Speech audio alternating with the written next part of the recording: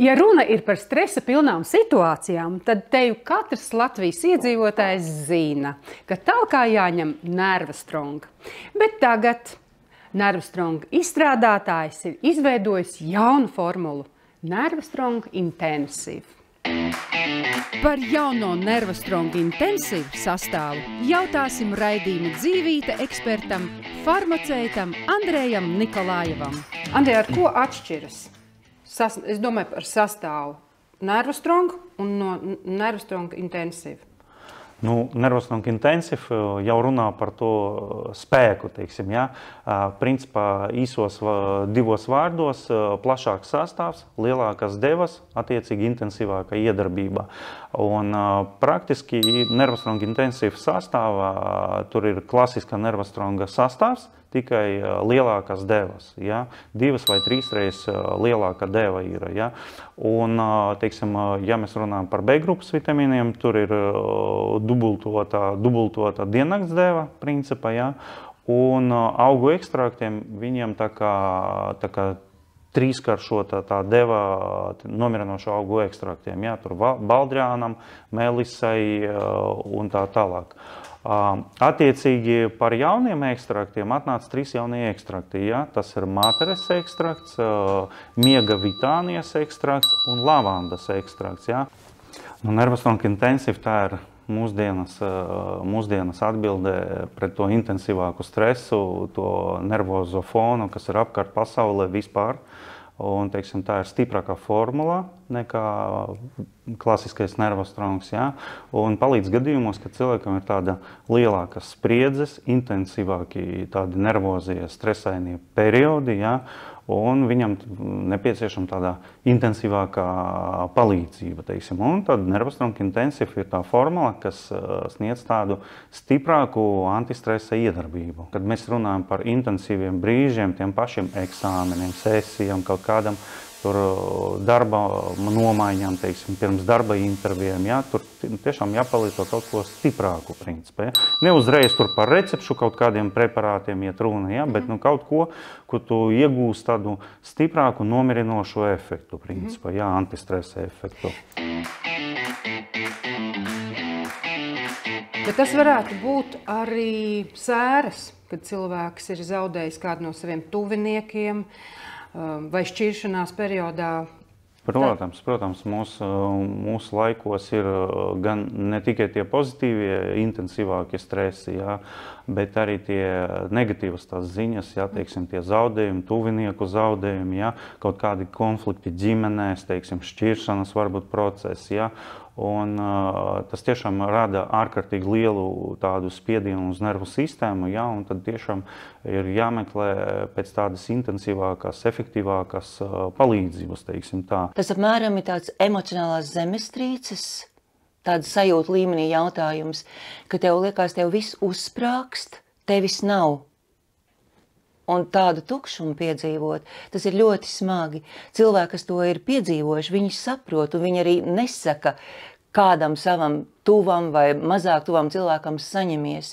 Viņi zina, ka tu esi viszemākajā punktā, un tam ir jāizdzīvo cauri. Sākot no pirmās vārds, ka tu nespēj tam noticēt, ka ar tevi tas notiek, tu neesi īpašs un tu neesi no tā pasargāts, tad tev varbūt ir tāda tirgošanās, ko es būtu darījis savādāk, lai tas nenotiktu, sevis vainošana, ka es nepietiekam iedevu to, ko es varēju iedot, lai nepiedzīvo to zaudējumu. Un tikai tad varbūt parādās dusmas kā laba enerģija, kas varbūt tā jocīgi izklausās, bet dusmas ir laba enerģija, ka mēs sākam saprast robežu starp dzīvo un starp nedzīvo. Reizēm arī zaudē cilvēku ne tikai tāpēc, ka viņš fatāli aiziet, bet arī šķiršanās ir tāda pati nāve, kā ka cilvēks aiziet nāvē, bet ja viņš tevi pamet, tad tā ir iekšējā nāve, un tās ir dusmas, kā man to varēja nodarīt, kā man varēja sagādāt tādas sāpes. Es taču to neesmu pelnījusi. Jautājums, kāpēc?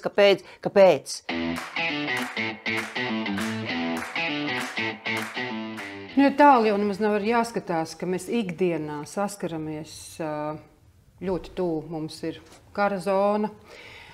Ikdienā mēs dzirdam ziņās, ka notiek šausmu lietas pasaulē, un lai cilvēks neķertos pie pašiznīcināšanās metodēm, labi zināmu alkoholu vai citām lietām, vai sevis žēlošanu, tad šis būtu ļoti labs tāds ieteikums.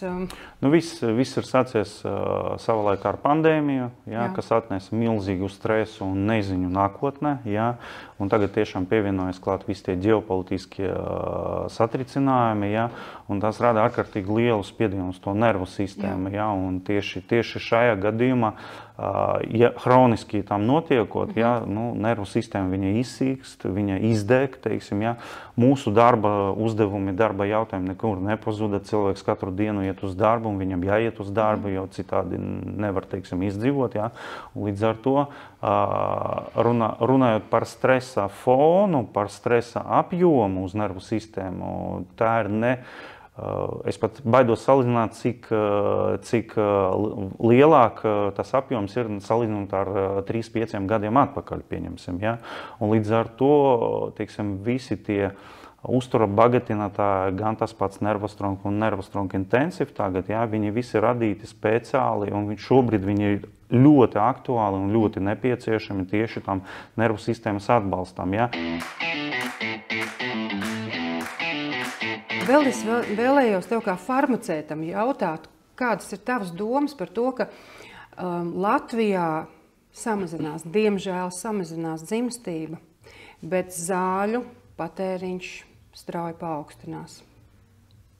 Es pat teiktu nevis dzimstība, bet vispār kopējais skaits, iedzīvotāju skaits samazinās Latvijā, demogrāfijā pasliktinās tādā ziņā. Savukārt, ja mēs paskatāmies uz zaļu patēriņu, es pats biju izbrīnīts, bet zaļu patēriņš viņš tieši pieaug. Un es papētīju, kuras zaļu grupas arī pieauga, un tas notika tieši uz tās pandēmijas laiks to ieslēdz. Tas pieprasījums patēriņš, zaļu patēriņš ir pieaudzis, un tieši grupas no nervu sistēmas grupas, kardiovaskulāras zāles, un arī kuņģa zarnu trakta zāles. Kāpēc, kā to var, teiksim, nokomentēt? Viss tas stresa fons, kas ir pieaudzis entās reizes, viņš ir ļoti ietekmējis cilvēku veselību, to psihisko veselību. Un caur to psihisko veselību mēs zinām, ka visas skaitas nāk no nerviem. Un caur to psihisko nervu sistēmu viņš ir ietekmējis gan sirdi, sirds asinsvadu sistēmu, visi tie infarkti, insulti, hipertonijas un tā tālāk. Aktivizējas daudz biežāk notiek. Kuņģa zarnu trakta problēmas, tas ir tā saucams kuņģa čūlas, teiksim, uz nervu pamata, tas ir diezgan bieži izplatīta problēma. Vienkārši gremošanas trakta problēmas, pieņemsim, aizkuņģa dziedzeris sliktāk sāk strādāt, sliktāk sāk izstrādāt savus fermentus, gremošanas fermentus, un cilvēkam pasliktinās tā vispār tā kopēja gremošana, un viņš nevar saprast, kāpēc, un tad aiziet pie ārsta, viņš noskaidro, ka viņam tādas problēmas, un viņam jārastē gan nervi, gan arī kuņģa zarnu trakta. Un viss tās kopējas, un tas ir tāds diezgan interesanti, ka demogrāfija mums iet uz leju, bet zaļu patēriņš uz augšu. Un tas ir īstenībā diezgan nepatīkama lieta. Tas liecina par to, ka mums tiešām daudz agrāk, daudz efektīvāk, daudz ātrāk jāsāk atbalstīt to pašu nervu sistēmu, lai viņai nodrošinātu tā saucamo Nervostronga vairogu, un cilvēks būtu tiešām noturīgāks pret stresu. Andrej, man jāsaka tev kā komplimentu, ka tu esi vīrietis ar nenosakāmu vecumu. Saka, lūdzu, kā tu uzturi sevi formā, kā tu neielaidi sevī stresu?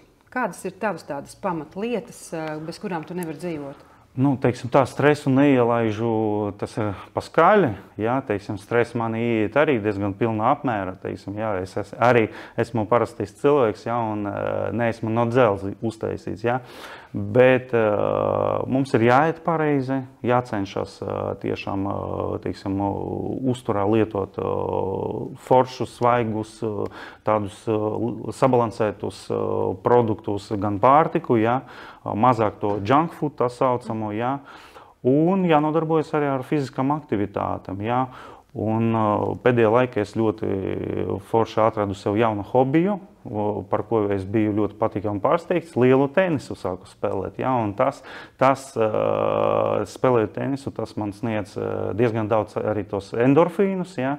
Un endorfīni tie ir tā saucamie iekšējie dabīgie antidepresanti. Ja? Es ļoti ceru, ka mūsu šīs dienas saruna noderēs, patiešām aizklāvēsies līdz cilvēku sirdīm, ka tas ir tik vienkārši. Starp citu, ļoti labs ieteikums, viegli. Es sev pēdējā laikā arī stāstu.